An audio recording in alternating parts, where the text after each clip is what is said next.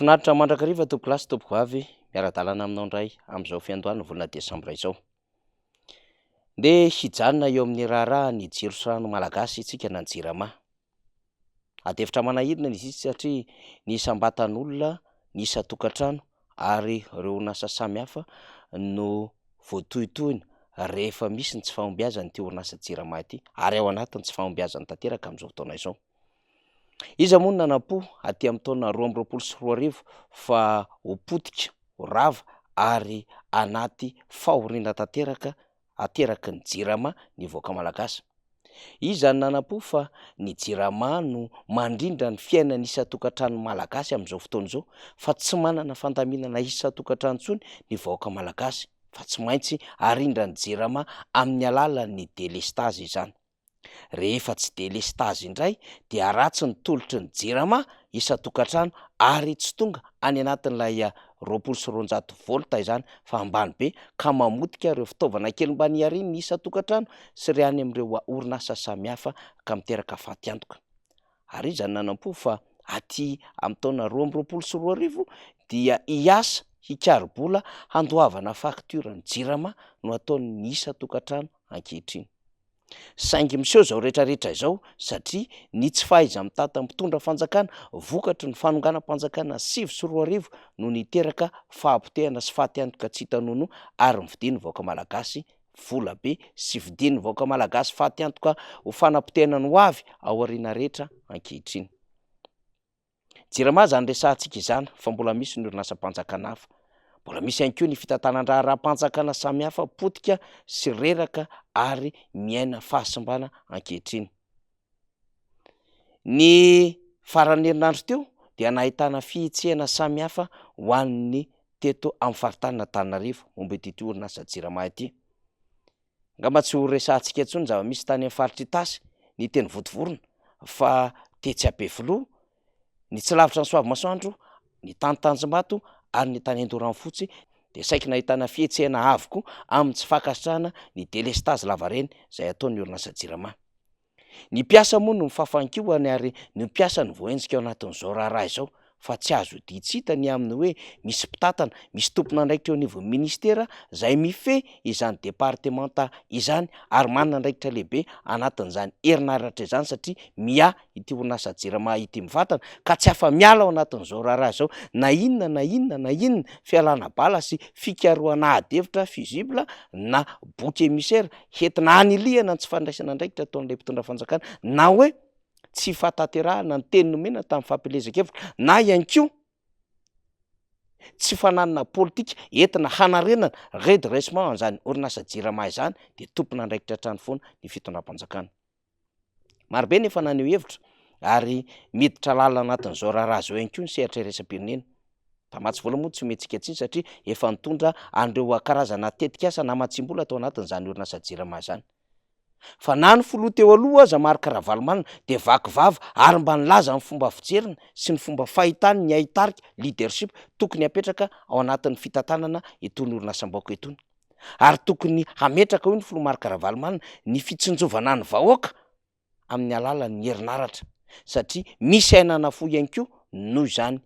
delestazy na tsy fahatombombana ny herinaratra eto Madagasikara izany, ary tsy nahenona izany voambolana izany tamin'ny fotoana ny tantanana ny firenena saingy eno izany delestazy izany ankehitriny. Minoantsika ny kabary nataon'ny filoha Marc Ravalomanana miresaka ity tontolo ny JIRAMA sy ny delestazy ity. Izy ihany no misy olona manao ny ataony eo, ny sasany ery migadra lefa ry Maputo le ry amin'ny tanymora zany a, nareo aty manota tsy zay tsy manota ary tsy maty manota mihitsy le olona manota amin'ny assemblée eo, loza mipanatanteraka miantoka ny directeur général lasa migadra tsy fidiny ery nefa nareo samy manota ao daholo. Aza verina tsony zay hoe manota zany fa tena tsy mety, za tsy d'accord amin'izany. Ny olona mpitarika tokony tsy ilaza fotsy anka ataona fa de zao misy fa de zao sitrapon'Andriamanitra, tsy sitrapon'Andriamanitra fa ianao ny tsy tahanao. Za tsy mba manaiky amin'ireny le hoe kefa nanao za zao ataontsika fa tsy mirehitra ny jiro ao rangaty ao anatin'indray andro misy impiry tapaka ny jiro, ireo olon'ireo nefa miaina amin'ny jiro. Ny taraina dao le mpanao asa tanana kely madinika, ny lehibe moa tsy ferana fa ny tena loza koa dia misy ain'olona foy mihitsy amin'ilay fatapahan-jiro ny zavatra rehetra atao misonitra daholo kanefa dia tena mbola misy ihany manararoatra an'izany tsy taitra koa izy any ambony any na ho itokana nyo jiro isan'andro mandavoataona arany eo raha tsy misy maintenance io raha tsy misy olona mahay azy io na ho gadainao daholo ary ampiasa rehetrarehetra eo tsy an'la izy ianao mpitarika ny tokony malala aloha tamin'ny andro tondratsika 2002 hatramin'ny 2009 nylazany areo raha nainan'izany hoe délestada mo taina inonareo hoe nisy délestage taina isan'izany hoe fatapahan-jiro maro zany tsy nisy an'izany raha ohatra ka misy fanamboara dia milaza meloha zany délestage zany satria nahoana naka olona mahaitsika ty ataondrala troana eo daholo ny vola efa aveo reo ihany migadrainy tena lavo tanteraka ny vaoaka malagasy tsy mandoalika ntsony fa lavo inona natao hoe lavo amin'ny tany mila fanarenana mila fanamboarana ary mila everina ingana mihitsy ny famomezana hery azy ny hafa lazaiko anareo hoe zay mbola andro sisa iainako men'andriamanitra any poko amin'ny firenena zany voaka malagasy zany ka za matahotra mihitsy nareo fa ianao fitsarana vila zany any mbola anandrakandrana an'izany ota zany tsy hanao an'izany mihitsy ny fa ny ary efa izay dia zay za olona tena hoe zao fampanantenana ataoko tsy maintsy mahita vahaolana ary tena manana vahaolana lavo tena lavo ny voaka malagasy ary marika iray ahitana taratra an'izany fahalavony voaka malagasy izany ity resaka herinaratra ity anyerin'izy ireo sisa dia memeny ny atambajotra sosialy ary mandoro-pinoe rehefa tonga ny amin'ny andro hariva izany ho tsy fakasitrahana ny fomba fitantanana sy ny tsy fahazona ny tena herinaratra eto Madagasikara fa efa nandalo teto ihany koa ny tsy fakasitrahana voaka ny tsy fisian'ny rano izay mifampiankina rehefa jiramany resahantsika ao anatin'ny orinasa jirama nefa tsy azo lavina ny fisiny ireo tsy fahaiza mitantana nataon'ireo mpitatana teo aloha sy ny akamakama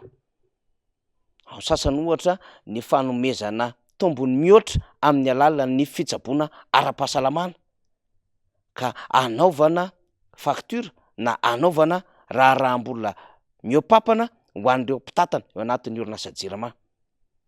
niakatra tenynevon'ny paka ireo voatontonona amin'ny raharaha mazimaizina izay mendrika fanodinam-bola mpanjakana tao anatin'ity orinasa jirama ty fa tsy lavitra izay ihany koa ny resaka fanomezana tombony manokana amin'ny alalan'ny prime de performance misy tale vitsivitsy migadra ao anatin'ny orinasa jirama vokatr'izay fampiatsoana tenynevon'ny paka sy ny bianko izay misy arahan'ny fitsarana maso akaiky ireo mpitatana eo anivon'ny orinasa jirama ary misy namoana didy fampisambonana amin'izao fotoana izao mbola betsaka ireo raharaha miandry fa nivoaka tao anatin'izany jirama zany ihany koa ny raharaha ny fanaovan'ny minisitra tamin'ny mpitatana ny jirama teo aloha ny amin'ny amezana fiarakodia na hividianana fiarakodia ho azy izay raitra sy lafo vidy izany efa nitondrantsika fanazavana tamin'ny fandarina teto izany rehetrarehetra izany fa aoka ho tsy ahivon'ny be sy ny maro ny amin'ny hoe nisy fampanantenana izay nataony izao fitondrany izao tamin'ny taona 2024 mba tsy hanliana ny rihatra any amin'ireo ampiasa ary mba tsy hanliana ny rihatra amin'ny fitondrana teo aloha ho tsy nahomba na koa mety hiteny hoe nitarika tamin'ny fanampotena ny orinasa jirama fa aza donoina fa ity fitondram-panjakana ity no nampanantena tamin'ny voaka malagasy rehefa nanao teny fampanantenana mifampilezakevitra fa ame 400 mégawatt ho an'ny Madagasikara Andriamatoa Andry Rajoelina 400 mégawatt no ny fanarahana tamin'ny voaka malagasy tsy 28 mégawatt ny farahantsana no ny fanarahana tsy resaka lapadera cobra no ny fanarahana ho an'ny voaka malagasy ary tsy fanesorana tale sy mpitatana vitsivitsy ary soloana conseil d'administration mitatana izany orinasa jirama izany indray ka amoahana organigramme vaovao isan-keritaona kory no ny fanarahana fa hoe hanome 400 mégawatt ho an'ny voaka malagasy zay tsy vitan'ny fitondrana teo aloha zay tao anatin'ny 20 taona ho vitaina ao anatin'ny 5 taona izany no ny fanarahan'ny fitondram-panjakana tamin'ny voaka malagasy de apetraka amin'ny fanontaniana move tanteraka izany amin'izao fotoana izao firy mégawatt no vokatry ny jiro mba vitan'ny fitondram-panjakana ny vokatry ny jiro amin'ny alalan'ireo barazy aza centrale hydroélectrique zay naorony sasany na saofika io tetezam-bato io na volobe na ranomafana sy ireo toerana samihafa dia mitady ho savian'ny sasany ho vokatry ny asa nataony hatramin'ny farantsana. Andekaleka aza moa nitondrana fitaovana marobe potika heritaona lasa tahaka izao ny aminy hoe tereo andeha, na dia tsy zakany zany milina andekaleka izany ntsony ary no manodina ny jiro ho vatsiana ato anatin'ny tambajotra iraisana Antananarivo. Tena hafahafa be le fomba fiasan'le fitondram-panjakana ary tsy menatra intsony no mitondra an'izay vary-daingam-pitsanganana ho an'ny vahoaka malagasy zay. Ary mahita olombelona mirijarija ianao na vava na lahy kanefa de mbola samiaro sy manome tsinony teo aloha ihany ny amin'ny fitantanana tsy mety, kanefa izy ireo no mitondra ankehitriny ary izy ireo no nampanantena ho an'ny vahoaka malagasy 400 mégawatts. Noadroadrona ary ny candidat-pifaninana aminy ho tsy niomana ary tsy manana vision fa izy ireo manana an'izany. Noadroadrona ary ny fitondrana rehetra amin'ny fandimby teo aloha fa tsy nahavita afa-tsy 400 mégawatts fotsiny indray. Kanjo ankehitriny dia tsy izany no jiro vatsiana amin'ny vahoaka malagasy, delestazy lavarena fahampitehana fitaovana ary fitotongana n'ilay orinasa JIRAMA izay very eo am-pelantanana malagasy fa efa tataza ny karana mpanambola ohatr'izao fotsiny sy ny gasy miray petrapetsahana. Anjarany rehetra no tokony andinika sy ho tonga saina, ampy ve ny fimenonana ny tambajotra sosialy ary ampy ve ny tsy fankasitrahana amin'ny lafin-javatra tahaka ireny ka entina ilazana ny aminy hoe hitarainy zay, hiteny mafy zay,